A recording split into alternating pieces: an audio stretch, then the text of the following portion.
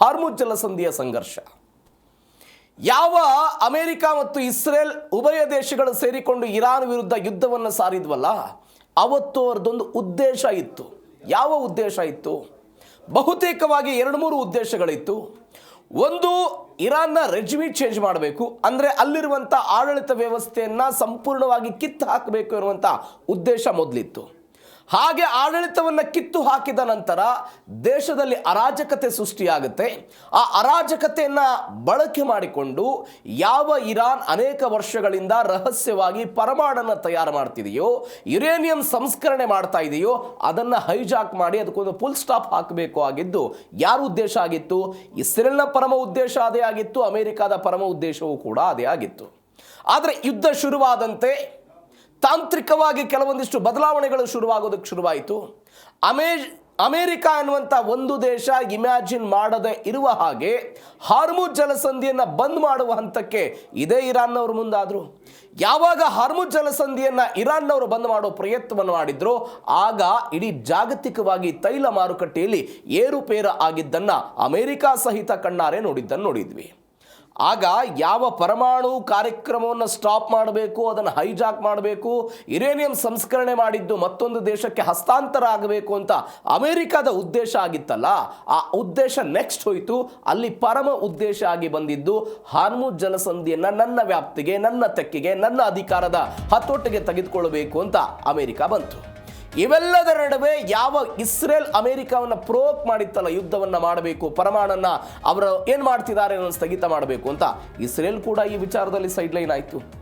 ಇದೀಗ ಯುದ್ಧ ಬಂದು ನಿಂತಿದೆ, ಅದು ಹಾರ್ಮುಜ್ ಜಲಸಂಧಿಗೆ. ನಾವು ನಿನ್ನೆಯೂ ಕೂಡ ಇದ್ರ ಬಗ್ಗೆ ಚರ್ಚೆಯನ್ನು ಮಾಡಿದ್ವಿ. ಡೊನಾಲ್ಡ್ ಟ್ರಂಪ್ ಒಂದು ನಕ್ಷೆಯನ್ನು ಬಿಡುಗಡೆ ಮಾಡಿದ್ರು. ಅಲ್ಲಿ 2 ವೃತ್ತಾಕಾರಗಳನ್ನು ಬಳಕೆ ಮಾಡಿಕೊಂಡು ಹಾರ್ಮುಜ್ ಜಲಸಂಧಿ ಅಮೆರಿಕಕ್ಕೆ ಸೇರಿದ್ದು ಅಂತ ನಾನು ನಿನ್ನೆ ಕೂಡ ಹೇಳಿದೆ.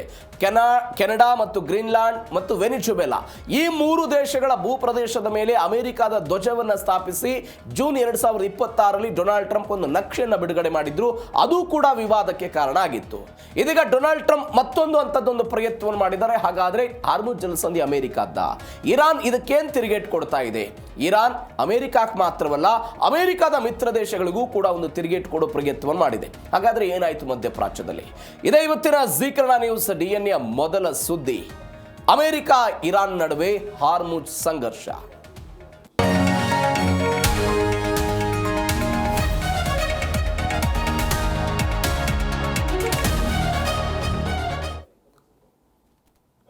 ಯಾವ ಅಮೆರಿಕ ಇರಾನ್ ವಿರುದ್ಧ ಎಕಾನಮಿಕ್ D-Day ಘೋಷಣೆ ಮಾಡಿ ಆರ್ಥಿಕ ದಿಗ್ಬಂಧನದ ಮುಖಾಂತರ ಇರಾನ್ ಅನ್ನ ಕೆಳ ಹಂತಕ್ಕೆ ತೆಗೆದುಕೊಂಡು ಹೋಗಬೇಕು ಅಂತ ಬಯಸ್ತಿದೆಯೋ, ಅಮೆರಿಕದ ಉದ್ದೇಶ ಕೇವಲ ಇರಾನ್ನ ಆರ್ಥಿಕತೆಯನ್ನು ಕೆಡವುದು. ನಾನು ನಿನ್ನೆಯೂ ಕೂಡ ಇದನ್ನು ಬಹಳ ಸ್ಪಷ್ಟವಾಗಿ ಹೇಳಿದೆ.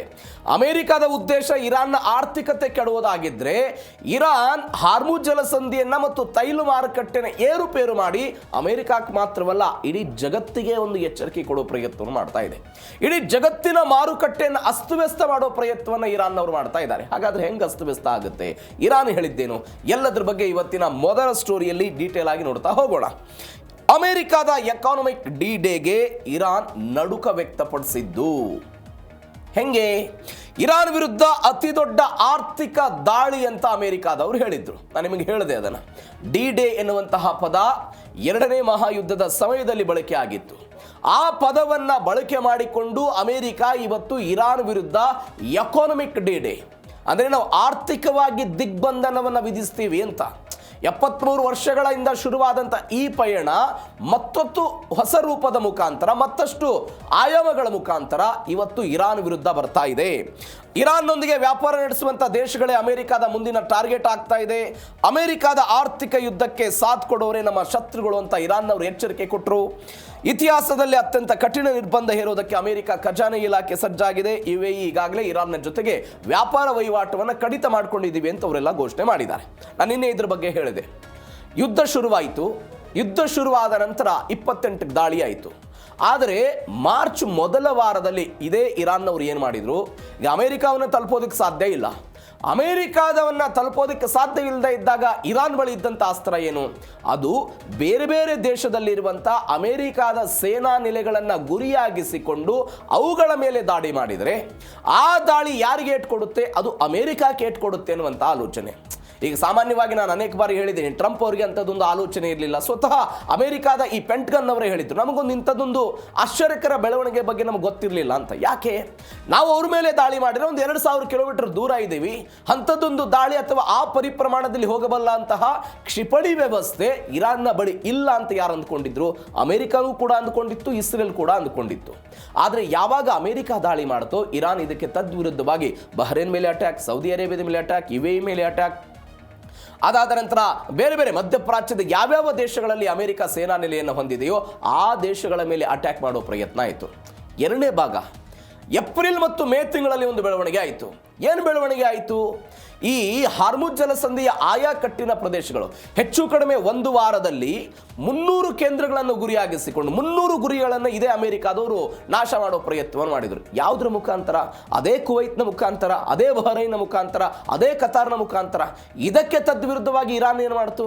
ನೀವು ನಮ್ಮ ಮೇಲೆ ಅಟ್ಯಾಕ್ ಮಾಡ್ತೀರಾ, ನಿಮ್ಮ ನೆಲೆಯನ್ನು ಬಳಕೆ ಮಾಡಿ ಅಥವಾ ನಿಮ್ಮ ಭೂಮಿಯನ್ನು ಬಳಕೆ ಮಾಡಿಕೊಂಡು ಅಮೆರಿಕ ನನ್ನ ಮೇಲೆ ಅಟ್ಯಾಕ್ ಮಾಡಿದರೆ ನಾನು ನಿಮ್ಮ ವಿರುದ್ಧವೇ ದಾಳಿ ಮಾಡ್ತೀನಿ ಅಂತ. ಇದೇ ಕಾರಣಕ್ಕಾಗಿಯೇ ಸೌದಿ ಅರೇಬಿಯಾದ ಯುವರಾಜ ಅಮೆರಿಕಾದ ಬಳಿ ಹೋಗಿ ರಿಕ್ವೆಸ್ಟ್ ಮಾಡ್ಕೊಂಡಿರೋದು ಯುದ್ಧ ಸ್ಥಗಿತ ಆಗಬೇಕಿದು ಅಂತ. ಯಾಕಂದರೆ ವಿಷನ್ 2030 ಎನ್ನುವಂತಹ ಒಂದು ಆಶಾಭಾವನೆಯಲ್ಲಿ ಸೌದಿ ಅರೇಬಿಯಾದ ರಾಜ ಇದ್ದಾನೆ. ಅಲ್ಲಿಯ ರಿಯಲ್ ಎಸ್ಟೇಟ್ ಉದ್ಯಮ ಕಡಿಮೆ ಆಗ್ತಾ ಇದೆ, ಪ್ರವಾಸೋದ್ಯಮ ಕಡಿಮೆ ಆಗ್ತಾ ಇದೆ, ತೈಲವನ್ನು ರಫ್ತು ಮಾಡೋದಕ್ಕೆ ಸಾಧ್ಯವಾಗದೇ ಇರುವಂತಹ ಪರಿಸ್ಥಿತಿ ಮಧ್ಯಪ್ರಾಚ್ಯದ ಬೇರೆ ಬೇರೆ ದೇಶಗಳಿಗೆ ಬಂದು ನಿಂತುಬಿಟ್ಟಿದೆ. ಈ ಎಲ್ಲ ಕಾರಣಕ್ಕಾಗಿ ಮಧ್ಯಪ್ರಾಚ್ಯದ ಯಾವ ದೇಶಗಳಿಗೂ ಕೂಡ ಇವತ್ತು ಯುದ್ಧ ಬೇಡದಂತಹ ಪರಿಸ್ಥಿತಿ ಬಂದ್ಬಿಟ್ಟಿದೆ. ಆದರೆ ಇದಕ್ಕೆ ತದ್ವಿರುದ್ಧವಾಗಿ ಅಮೆರಿಕ ದಾಳಿ ಮಾಡ್ತಾ ಇದೆ, ಹಾರ್ಮುಜ್ನ ಮೇಲೆ ತನ್ನ ಹಿಡಿತವನ್ನು ಸಾಧಿಸುವ ಪ್ರಯತ್ನವನ್ನು ಮಾಡ್ತಿದೆ, ಈ ಒಂದು ಮ್ಯಾಪ್ ಅನ್ನು ಬಿಡುಗಡೆ ಪ್ರಯತ್ನ ಮಾಡ್ತಿದ್ದಾರೆ. ಇದಕ್ಕೆ ಇರಾನ್ ಹೇಳ್ತಾ ಇದೆ, ನಮ್ಮ ಮೇಲೆ ದಾಳಿ ಮಾಡಿದ್ರೆ ಅಥವಾ ನೀವು ಅಮೆರಿಕದ ಎಕಾನಮಿಕ್ ಡಿಡಿಗೆ ಏನಾದರೂ ಸಪೋರ್ಟ್ ಮಾಡಿದ್ರೆ ನಾವು ನಿಮ್ಮನ್ನೇ ಶತ್ರುಗಳು ಅಂತ ಪರಿಗಣಿಸಿ ನಿಮ್ಮ ಮೇಲೆ ದಾಳಿ ಮಾಡ್ತೀವಿ ಅಂತ ಹೇಳ್ತಿದ್ದಾರೆ. ಇವೆಲ್ಲದರ ನಡುವೆ UAE ಅವರು ಅದನ್ನು ವಾಪಸ್ ತೆಗೆದುಕೊಂಡಿದ್ದಾರೆ. ನಾನು ನಿನ್ನೆ 3 ಅಂತ ಹೇಳಿದೆ. ಮೊದಲು ಅವರಿಗೆ ವಾರ್ ಮಾಡೋದು, ಸಮಯ ಅವಕಾಶ ಕೊಡೋದು, 3ನೇ ಹಂತದಲ್ಲಿ ಅವರು ಅದು ಯಾವುದಕ್ಕೂ ಒಪ್ಪದೇ ಇದ್ದರೆ ಮಿಲಿಟರಿ ದಾಳಿ ಮಾಡುವಂಥ ಆಲೋಚನೆಯಲ್ಲಿ ನಾವು ಇದೀವಿ ಅಂತ ಅಲ್ಲಿ ಅಧಿಕಾರಿಗಳು ಎಲ್ಲರೂ ಹೇಳಿದ್ದನ್ನು ನೋಡಿದ್ದೇವೆ. ಹೀಗಾಗಿ ಅದು ಏನಾಗುತ್ತೆ ನೋಡೋಣ. ಇದು ಮೊದಲ ಬೆಳವಣಿಗೆ. ಇನ್ನು ಎರಡನೇ ಬೆಳವಣಿಗೆ ಏನು ಅಂತ ಹೇಳಿದ್ರೆ, ಒಂದು ಹನಿ ತೈಲವೂ ಕೂಡ ಹಾರ್ಮುಜ್ ದಾಟಲ್ಲ ಅಂತ ಇರಾನ್ ಎಚ್ಚರಿಕೆ ಕೊಡ್ತಾ ಇದೆ. ಇರಾನ್ ಎಚ್ಚರಿಕೆ ಕೊಡ್ತಾ ಇರೋದು, ಆರ್ಥಿಕ ಯುದ್ಧ ಮುಂದುವರೆದರೆ ಹಾರ್ಮುಜ್ ಜಲಸಂಧಿಯನ್ನು ಬಂದ್ ಮಾಡ್ತೀವಿ ಅಂತ ಇರಾನ್ ಎಚ್ಚರಿಕೆ ಕೊಡ್ತು. ನಮ್ಮ ತೈಲ ಮಾರುಕಟ್ಟೆಗೆ ತಡೆ ಒಡ್ಡಿದ್ರೆ ಜಗತ್ತಿನ ಯಾವ ರಾಷ್ಟ್ರದ ತೈಲವೂ ಕೂಡ ಇಲ್ಲಿಂದ ಸಾಗಾಟ ಮಾಡೋದಕ್ಕೆ ಸಾಧ್ಯ ಇಲ್ಲ, ರಫ್ತಾಗಲ್ಲ.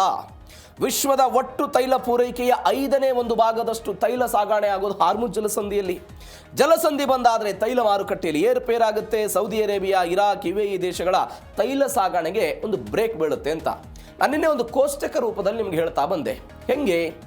ಅಮೆರಿಕ ಇರಾನ್ ಮೇಲೆ ಆರ್ಥಿಕ ದಿಗ್ಬಂಧನ ಹೇರುತ್ತೆ. ಇದು ಮೊದಲ ಹಂತ, ಈಗಾಗಲೇ ಹೇರಿದೆ. ಅದು ಯಾರಿಗೆ ಎಫೆಕ್ಟ್ ಆಗುತ್ತೆ? ಇರಾನಿಗೆ ಎಫೆಕ್ಟ್ ಆಗುತ್ತೆ. ಇದರಿಂದ ಹೊರಗೆ ಬರೋದಕ್ಕೆ ಇರಾನ್ ಬಳಿ ಇರುವಂಥ ಆಪ್ಷನ್ಗಳೇನು? ಇದನ್ನು ಎದುರಿಸಬೇಕು ಅಂತ ಹೇಳಿದ್ರೆ ಈಗ ರಷ್ಯಾದವರು ಸಪೋರ್ಟ್ ಮಾಡ್ಬೋದು, ಚೀನಾದವರು ಸಪೋರ್ಟ್ ಮಾಡ್ಬೋದು, ಅವರು ಸ್ವಲ್ಪ ತೈಲ ಖರೀದಿ ಮಾಡಬಹುದು ಅಥವಾ ಅವರು ಇನ್ವೆಸ್ಟ್ಮೆಂಟ್ ಮಾಡೋ ಪ್ರಯತ್ನವನ್ನು ಮಾಡ್ಬೋದು. ಆದರೆ ಇಡೀ ಜಾಗತಿಕವಾಗಿ ಬೇರೆ ಬೇರೆ ದೇಶಗಳು ಕೂಡ ಇರಾನ್ ಮೇಲೆ ಈ ರೀತಿಯಾದಂಥ ಕಟ್ಟಪ್ಪಣೆಯನ್ನು ಫಾಲೋ ಮಾಡೋದಕ್ಕೆ ಶುರು ಮಾಡಿದರೆ ಇದರಿಂದ ಹೊರಗೆ ಬರೋದಕ್ಕೆ ಯಾವ ಒತ್ತಡವನ್ನು ಅಮೆರಿಕ ಇರಾನ್ ಮೇಲೆ ಹೇರೋ ಪ್ರಯತ್ನವನ್ನು ಮಾಡ್ತಿದೆಯಲ್ಲ, ನೋಡಿ ನಿಮ್ಮ ಮೇಲೆ ಆರ್ಥಿಕ ದಿಗ್ಬಂಧನ ಹೇರ್ತೀನಿ, ನಿಮ್ಮ ತೈಲ ಮಾರಾಟ ಆಗದಂತೆ ನೋಡ್ಕೊಳ್ತೀನಿ, ಹಾರ್ಮುಜ್ ಜಲಸಂಧಿನ ನನ್ನ ತೆಗೆದು ಒಂದು ಮಾನಸಿಕ ಒತ್ತಡ ಹೇರೋ ಪ್ರಯತ್ನವನ್ನು ಅಮೆರಿಕ ಏನು ಇರಾನ್ ಮೇಲೆ ಮಾಡ್ತಾ ಇದೆಯೋ ಅದೇ ಮಾನಸಿಕ ಒತ್ತಡವನ್ನು ವೈಸ್ ವರ್ಸ ಇರಾನ್ನವರು ಜಗತ್ತಿನ ಮೇಲೆ ಇಡೋ ಪ್ರಯತ್ನವನ್ನು ಮಾಡ್ತಾ ಇದ್ದಾರೆ. ಹೆಂಗೆ? ನೀವು ಅಮೆರಿಕದ ಸಪೋರ್ಟ್ಗೆ ಹೋಗ್ತೀರಾ. ಈಗ ಅಮೆರಿಕ 25% ದಂಡನಾತ್ಮಕ ಸುಂಕವನ್ನು ಹಾಕ್ತೀವಿ ಅನ್ನುವ ಕಾರಣಕ್ಕಾಗಿ ನೀವು ಅಮೆರಿಕ ಸಪೋರ್ಟಿಗೆ ಹೋದ್ರಿ ಅಂತ ಇಟ್ಕೊಳ್ಳಿ. ಈಗ ಸೌದಿ ಅರೇಬಿಯಾದ ತೈಲ ಎಲ್ಲಿಂದ ಹೋಗುತ್ತೆ? ಹಾರ್ಮುಜ್ ಜಲಸಂಧಿ ಮುಖಾಂತರ ಹೋಗುತ್ತೆ. ಬೇರೆ ಬೇರೆ ದೇಶಗಳ ತೈಲ ಎಲ್ಲಿಂದ ಹೋಗುತ್ತೆ? ರಫ್ತಿನ ಮುಖಾಂತರ, ಇದೇ ಹಾರ್ಮುಜ್ ಜಲಸಂಧಿಯ ಮುಖಾಂತರ ಹೋಗುತ್ತೆ. ಈಗ ಅವರು ಹೇಳ್ತಿದ್ದಾರೆ, ನೀವು ಏನಾದರೂ ಸಪೋರ್ಟ್ ಮಾಡಿದರೆ ತೈಲ ಹೋಗಲ್ಲ ಅಂತ. ಸೌದಿ ಅರೇಬಿಯಾಕ್ಕೆ ಹೆಂಗೆ ಇಟ್ಬಿಡುತ್ತೆ? ಹೌತಿಗಳು ಯಾರಿಗೆ ಸಪೋರ್ಟ್ ಇದ್ದಾರೆ? ಇದೇ ಇರಾನ್ಗೆ ಸಪೋರ್ಟ್ ಇರೋದು. ಅವರು ಅಲ್ಲಿ ಏನು ಮಾಡ್ತಿದ್ದಾರೆ? ಕೆಂಪು ಸಮುದ್ರದಲ್ಲಿ ಅದನ್ನು ಬ್ರೇಕ್ ಡೌನ್ ಮಾಡೋ ಪ್ರಯತ್ನ ಮಾಡ್ತಿದ್ದಾರೆ. ಅಲ್ಟಿಮೇಟ್ ಏನಾಗುತ್ತೆ? ಸೌದಿ ಅರೇಬಿಯಾದ ಆರ್ಥಿಕತೆ ಕುಸಿತ ಆಗೋ ಪ್ರಯತ್ನವನ್ನು ಮಾಡುತ್ತೆ. ನೀವು ಸೌದಿ ಅರೇಬಿಯಾ ಮತ್ತು ಇರಾನ್ ನಡುವೆ 2023ರಲ್ಲಿ ಚೀನಾ ಮಧ್ಯಸ್ಥಿಕೆಯನ್ನು ವಹಿಸಿ ಒಂದು ಸಂಬಂಧವನ್ನು ಗಟ್ಟಿ ಮಾಡಬೇಕು ಅಂತ ಒಂದು ದೀರ್ಘಕಾಲೀನ ಒಪ್ಪಂದವನ್ನು ಮಾಡಿಸಿದ ನಂತರವೂ ಕೂಡ ಸೌದಿ ಅರೇಬಿಯಾ ಅಲ್ಟಿಮೇಟ್ ಯಾರಿಗೆ ಸಪೋರ್ಟಿಗೆ ಹೋಗ್ತಾರೆ? ಅಮೆರಿಕದ ಸಪೋರ್ಟಿಗೆ ಹೋಗೋ ಪ್ರಯತ್ನವನ್ನು ಮಾಡ್ತಾರೆ. ಈ ಕಾರಣಕ್ಕಾಗಿ ಇರಾನ್ ಹೇಳ್ತಾ ಇದೆ, ನೀವು ಅವ್ರ ಸಪೋರ್ಟ್ಗೆ ಹೋದರೆ ತೈಲ ಮಾರಾಟ ಮಾಡೋದಕ್ಕೆ ಸಾಧ್ಯ ಇಲ್ಲ ಅನ್ನುವಂಥ ಎಚ್ಚರಿಕೆ ಕೊಡೋ ಪ್ರಯತ್ನವನ್ನು ಅವರು ಮಾಡ್ತಾ ಇದ್ದಾರೆ. ಇವೆಲ್ಲದರ ನಡುವೆ ಇರಾನ್ ಒಂದು ಹೊಸ ನಿಯಮವನ್ನು ತೆಗೆದುಕೊಂಡು ಬಂದಿದೆ. ಹಡಗುಗಳ ಜಪ್ತಿಯ ಭೀತಿ ಎದುರಾಗ್ತಾ ಇರೋದು. ಏನಿದು? ಹಾರ್ಮುಜ್ ಜಲಸಂಧಿಯಲ್ಲಿ ನಿಯಮ ಉಲ್ಲಂಘಿಸುವ ಹಡಗುಗಳ ಜಪ್ತಿಗೆ ಇರಾನ್ ಆದೇಶ ಕೊಟ್ಟಿದೆ. ಪರ್ಷಿಯನ್ ಗಲ್ಫ್ ಸ್ಟೇಟ್ ಅಥಾರಿಟಿ ಅಂತ ಈ ಒಂದು ಅಥಾರಿಟಿ ಮಾಡ್ಕೊಂಡಿದ್ರು. ಒಂದು 2 ತಿಂಗಳ ಹಿಂದೆ ಶುರುವಾದಂಥ ಅಥಾರಿಟಿ ಇದು. ಅವರೊಂದು ಕೆಲವೊಂದಿಷ್ಟು ಹೊಸ ಪ್ರೋಟೋಕಾಲ್ ಅನ್ನು ತೆಗೆದುಕೊಂಡು ಬರುವ ಪ್ರಯತ್ನವನ್ನು ಮಾಡಿದ್ದಾರೆ. ಸಂಘರ್ಷದ ಭೀತಿಯಿಂದಾಗಿ ಜಲಸಂಧಿಯಲ್ಲಿ ಹಡಗುಗಳ ಸಂಚಾರ 90% ಕುಸಿತ ಆಗಿದೆ. ಆಗಸ್ಟ್ 21 ತನಕ 68 ಸಮುದ್ರ ಘಟನೆಗಳು ದಾಖಲಾಗಿದೆ. 19 ನಾವಿಕರು ಸಾವನ್ನಪ್ಪಿದ್ದಾರೆ. ಇರಾನ್ನ ಕ್ಷಿಪಣಿ ಮತ್ತು ಡ್ರೋನ್ ದಾಳಿಗೆ ಹೆದರಿ ಪರ್ಯಾಯ ಮಾರ್ಗವನ್ನ ವಾಣಿಜ್ಯ ಹಡಗುಗಳು ಹುಡುಕ್ತಾ ಇದೆ ಅಂತ ಪರ್ಷಿಯನ್ ಗಲ್ಫ್ ಸ್ಟೇಟ್ ಅಥಾರಿಟಿ ಅಂತ ಈ ಒಂದು ಅಥಾರಿಟಿಯನ್ನು ಬಿಲ್ಡ್ ಮಾಡಿದ್ರು. ಅವರು ಯಾವ ಕಾರಣಕ್ಕಾಗಿ ಅಥಾರಿಟಿ ಬಿಲ್ಡ್ ಮಾಡಿದ್ರು? ಸಂಪೂರ್ಣವಾಗಿ ವಾಣಿಜ್ಯ ಹಡಗುಗಳ ಚೆಕಪ್ ಆಗಬೇಕು. ಆ ಹಡಗು ಎಲ್ಲಿಂದ ಹೋಗ್ತಾ ಇದೆ, ಆ ಹಡಗಿನಲ್ಲಿ ಇರುವಂತಹ ವಸ್ತು ಏನು, ತೈಲ ಇದೆಯಾ, LNG ಇದೆಯಾ, ಅಥವಾ ಸರಕು ಸಾಮಗ್ರಿಗಳು ಏನಾದರೂ ಇದೆಯಾ, ಎಲ್ಲದರ ಬಗ್ಗೆ ಚೆಕಪ್ ಆಗೋದು. ಅದರಲ್ಲಿರುವಂತಹ ಸರಕು ಸಾಮಗ್ರಿಯ ಮೇಲೆ ಅದಕ್ಕೆ ವಿಧಿಸಬಹುದಾದಂತಹ ಶುಲ್ಕದ ಬಗ್ಗೆಯೂ ಕೂಡ ಈ ಅಥಾರಿಟಿಗೆ ಒಂದು ಮಾನಿಟರ್ ಮಾಡೋದಕ್ಕೆ ಕೊಟ್ಟಿದ್ರು. ಎಲ್ಲಕ್ಕಿಂತ ಹೆಚ್ಚಾಗಿ ಯಾವ ಕೇಶ್ ದ್ವೀಪ ಅಂತ ನಾವೇನು ಕರಿತೀವಿ, ಅಬ್ಬಾಸ್ ಬಂದರು ಅಂತ ನಾವೇನು ಕರಿತೀವಿ, ಅಲ್ಲಿಯೇ ಇದನ್ನು ಸ್ಥಾಪನೆ ಮಾಡಿ ಅಲ್ಲಿ ಅಧಿಕಾರಿಗಳನ್ನು ನಿಯೋಜನೆ ಮಾಡುವ ಪ್ರಯತ್ನವನ್ನು ಮಾಡಿತ್ತು. ಯಾಕೆ? ಯಾವ ಹಡಗುಗಳು ಎಂಟ್ರಿ ಆಗುತ್ತೆ, ಯಾವ ಹಡಗುಗಳು ಔಟ್ ಆಗುತ್ತೆ ಅಂತ ಎಲ್ಲದರ ಮಾಹಿತಿಯೂ ಕೂಡ ತೆಗೆದುಕೊಳ್ಳಬೇಕು ಎನ್ನುವಂಥ ಆಲೋಚನೆಯಲ್ಲಿ ಈ ಎಲ್ಲ ಬೆಳವಣಿಗೆ ಆಗಿತ್ತು. ಒನ್ಸ್ ಅಗೇನ್ ಇದೀಗ ಅವರು ಹೇಳ್ತಿದ್ದಾರೆ, ನಮ್ಮ ಸಲಹೆ ಸೂಚನೆಗಳನ್ನು ನೀವು ಫಾಲೋ ಮಾಡಬೇಕು. ಒಂದು ವೇಳೆ ಸಲಹೆ ಸೂಚನೆಗಳನ್ನು ಫಾಲೋ ಮಾಡಲಿಲ್ವಾ ನಿಮ್ಮ ಮೇಲೆ ಅಟ್ಯಾಕ್ ಆಗುತ್ತೆ ಅಂತ. ಸೌದಿ ಅರೇಬಿಯಾದ ಉದಾಹರಣೆ ಅದೇ ಆಗಿದ್ದು. ಈಗ ಫ್ರಾನ್ಸ್ನಲ್ಲಿ ಒಪ್ಪಂದ ಆಯ್ತಪ್ಪ, ಒಪ್ಪಂದ ಆದ ನಂತರ ಇರಾನ್ ಅವರು ಯಾಕೆ ಅಟ್ಯಾಕ್ ಮಾಡಿದ್ರು? ಈಗ ಸೌದಿ ಅರೇಬಿಯಾದವರು ನಮ್ಮ ಮಾತು ಕೇಳಲಿಲ್ಲ ಅನ್ನೋ ಕಾರಣಕ್ಕಾಗಿ 3 ಹಡಗುಗಳ ಮೇಲೆ ಹೊಡೆದ್ರು. 3 ಹಡಗುಗಳ ಮೇಲೆ IRGC ಅವರು ಹೊಡೆದ್ರು. ಆ 3 ಹಡಗುಗಳ ಮೇಲೆ ಏಟು ಬಿದ್ದಿದ್ದರ ಪರಿಣಾಮವಾಗಿ ನನ್ನ ಮಿತ್ರ ದೇಶದ ಹಡಗುಗಳಿಗೆ ಏಟು ಬಿತ್ತು ಅಂತ ಅಮೆರಿಕಾದವರು ಒನ್ಸ್ ಅಗೇನ್ ದಾಳಿ ಮಾಡುವ ಪ್ರಯತ್ನವನ್ನು ಮಾಡಿದ್ದಾರೆ. ಎಲ್ಲ ಕಾರಣಕ್ಕಾಗಿ ಒನ್ಸ್ ಅಗೇನ್ ಇದೇ ಹಾರ್ಮುಜ್ ಜಲಸಂಧಿಯಲ್ಲಿ ಹಡಗುಗಳ ಈ ತಿಕ್ಕಾಟಗಳು ಎಲ್ಲ ಬೆಳವಣಿಗೆಗಳಾಗ್ತಾ ಇದೆ. ಇದು ಯಾವಾಗ ಶಮನ ಆಗುತ್ತೆ ಅನ್ನೋದನ್ನು ಕಾದು ನೋಡಬೇಕು. ಯಾಕಂದ್ರೆ ಹಡಗುಗಳ ಸಂಖ್ಯೆ ಕಡಿಮೆ ಆಗ್ತಾ ಇದೆ. ಹಡಗುಗಳ ಸಂಖ್ಯೆ ಕಡಿಮೆ ಆಗೋದಕ್ಕಿಂತ ಹೆಚ್ಚಾಗಿ ಅಲ್ಲಲ್ಲಿ ಹಾರ್ಮುಜ್ ಜಲಸಂಧಿಯಲ್ಲಿ ಈಗಾಗಲೇ ಅನೇಕ ವಾಣಿಜ್ಯ ಹಡಗುಗಳು ಸಿಕ್ಕಾಕೊಂಡು ಬಂದಿವೆ. ಒಂದು ವರದಿಯ ಪ್ರಕಾರ ಒಂದು 15,000 20,000 ಜನ ಸಿಬ್ಬಂದಿಗಳು ಕೂಡ ಸಿಕ್ಕಾಕೊಂಡಿದ್ದಾರೆ ಎನ್ನುವಂಥ ವರದಿಗಳು ಹಾರ್ಮುಜ್ನಿಂದ ಬರ್ತಾ ಇರುವಂಥ ಈ ಸಮಯದಲ್ಲಿ ಅಮೆರಿಕ ಇದನ್ನು ಯಾವ ದೃಷ್ಟಿಯಲ್ಲಿ ನೋಡುತ್ತೆ ಕಾದು ನೋಡೋಣ. ಇವೆಲ್ಲದರ ನಡುವೆ ದೊಡ್ಡಣ್ಣನಿಗೆ ಡ್ರ್ಯಾಗನ್ ತಿರುಗೇಟ್ ಕೊಟ್ಟಿದೆ. ಯಾವುದಕ್ಕೆ? ಎಕಾನಮಿಕ್ ಡಿ-ಡೇಗೆ. ಇರಾನ್ನಿಂದ ಅರ್ಧದಷ್ಟು ತೈಲ ಪಡೆಯುವ ಚೀನಾವನ್ನು ಮಣಿಸೋದಕ್ಕೆ ಅಮೆರಿಕ ಒಂದು ಪ್ಲಾನ್ ಮಾಡಿಕೊಂಡಿದೆ. ಇರಾನ್ ಮೇಲೆ ನಿರ್ಬಂಧ ಹೇರೋದಕ್ಕೆ ಚೀನಾ ಮುಂದಾಗಬೇಕು ಅಂತ ವಾಷಿಂಗ್ಟನ್ ಒತ್ತಡ ಹೇರ್ತು. ನಾನು ನಿನ್ನೆ ಇದ್ರ ಬಗ್ಗೆ ಹೇಳಿದೆ. ವಾಷಿಂಗ್ಟನ್ನ ಒಬ್ಬ ಚೀನಾದ ಒಬ್ಬ ನಾಯಕರು ಮಾತನಾಡಿದರು. ಇದು ಅವಾಸ್ತವಿಕ ಇರುವಂತಹದ್ದು, ಕಾನೂನಿನ ಅಮಾನ್ಯತೆ, ಇದು ಅಂತಾರಾಷ್ಟ್ರೀಯ ಸಮುದ್ರ ನಿಯಮಗಳಿಗೆ ಅಥವಾ ಅಂತಾರಾಷ್ಟ್ರೀಯ ಕಾನೂನುಗಳಿಗೆ ವಿರುದ್ಧವಾಗಿರುವಂತಹ ಬೆಳವಣಿಗೆಯನ್ನ ಅಮೆರಿಕ ಮಾಡ್ತಾ ಇದೆ. ಅಮೆರಿಕ ಕೇವಲ ಇರಾನ್ನ ಮೇಲೆ ಆರ್ಥಿಕ ದಿಗ್ಬಂಧನ ಹೇರ್ತಾ ಇದೆಯೋ ಅಥವಾ ಪಶ್ಚಿಮ ಏಷ್ಯಾದ ಒಟ್ಟಾರೆ ಆರ್ಥಿಕತೆಯನ್ನು ಕುಸಿಯುವಂತೆ ಮಾಡುವಂತಹ ಪ್ಲಾನ್ ಅನ್ನ ಅಮೆರಿಕಾದವರು ಹೊಂದಿದಾರಾ? ಈ ಪ್ರಶ್ನೆಯನ್ನ ಚೀನಾದವರು ಇಡೋ ಪ್ರಯತ್ನವನ್ನು ಮಾಡಿದರು. ಯಾಕಂದರೆ ಚೀನಾ ಒಪ್ಪುವಂಥ ಸ್ಥಿತಿ ಇಲ್ಲ. ನಾನು ಅನೇಕ ಬಾರಿ ಹೇಳಿದ್ದೀನಿ, ಅವರ ಸಂಬಂಧಗಳು ಹೆಂಗಿದೆ, ವ್ಯಾಪಾರ ವಹಿವಾಟುಗಳು ಹೆಂಗಾಗ್ತಾ ಇದೆ. ಅತಿ ಹೆಚ್ಚು 80ಕ್ಕಿಂತ ಹೆಚ್ಚು ತೈಲವನ್ನು ಇದೇ ಇರಾನ್ನವರು ನೀವು ಆರ್ಥಿಕ ದಿಗ್ಬಂಧನಗಳನ್ನು ಹೇರಿದಾಗಲೂ ಕೂಡ ಚೀನಾ ಕರೆನ್ಸಿ ಮತ್ತು ಇರಾನ್ನ ಕರೆನ್ಸಿ ಮುಖಾಂತರ, ಸ್ಥಳೀಯ ಕರೆನ್ಸಿ ಮುಖಾಂತರ ವ್ಯಾಪಾರ ವಹಿವಾಟು ಮಾಡಿದ್ರು. ಎಲ್ಲಕ್ಕಿಂತ ಹೆಚ್ಚಾಗಿ ಖರೀದಿ ಬಿಡಿ ನೀವು, ಈ ವಾಟರ್ ಸಿಸ್ಟಮ್ ಅಂತ ವಸ್ತುಗಳಿಗೆ ವಸ್ತು ವಿನಿಮಯ ಪದ್ಧತಿ ಏನಿತ್ತಲ್ಲ, ಅದೇ ರೀತಿಯಾಗಿ ತೈಲವನ್ನು ಖರೀದಿ ಮಾಡಿದ್ರು. ಇದೇ ಚೀನಾದವರು ಬಂದು ಇಲ್ಲಿ ಹೂಡಿಕೆ ಮಾಡೋ ಪ್ರಯತ್ನವನ್ನೆಲ್ಲ ಮಾಡಿದ್ದಾರೆ. ಈ ಸಂಬಂಧಗಳು ಈ ಪರಿಪ್ರಮಾಣದ ಗಟ್ಟಿ ಇದ್ದಾಗ ಅಮೆರಿಕದ ಮಾತನ್ನು ಯಾಕೆ ಚೀನಾ ಕೇಳುತ್ತೆ? ಈಗ ನೀವು ದಕ್ಷಿಣ ಸಮುದ್ರ ತೀರದಲ್ಲಿ ತೈವಾನ್ನ ವಿಚಾರದಲ್ಲಿ ನೀವು ಚೀನಾವನ್ನು ಮಣೆ ಹಾಕಬೇಕು ಅಂತ ಯಾರು ಬಯಸ್ತಾರೆ? ಅಮೆರಿಕಾದವರು ಬಯಸ್ತಾರೆ ಸಹಜವಾಗಿ. ಆ ಭಾಗವಾಗಿ ಇವತ್ತು ಚೀನಾವನ್ನು ಮಣಿಸಬೇಕು ಅಂತ ಅಮೆರಿಕ ಇದ್ದಾಗ ಇದು ಒಂದು ಸಿಕ್ಕಿದ ಚಾನ್ಸು ಅಂತ ರಷ್ಯಾ ಮತ್ತು ಚೀನಾವು ಕೂಡ ಅಮೆರಿಕದ ವಿರುದ್ಧ ನೋಡೋ ಪ್ರಯತ್ನವನ್ನು ಮಾಡ್ತಾ ಇದೆ. ಹೀಗಾಗಿ ಈ ನೋಡುವ ಪ್ರಯತ್ನ, ಹಾರ್ಮುಜ್ ಜಲಸಂಧಿಯ ಭಾಗ, ಇರಾನ್ನ ಈ ನಾಟಕೀಯ ಬೆಳವಣಿಗೆಗಳು ಎಲ್ಲಿಗೆ ಬಂದು ನಿಲ್ಲುತ್ತೆ ಕಾದೋಣ.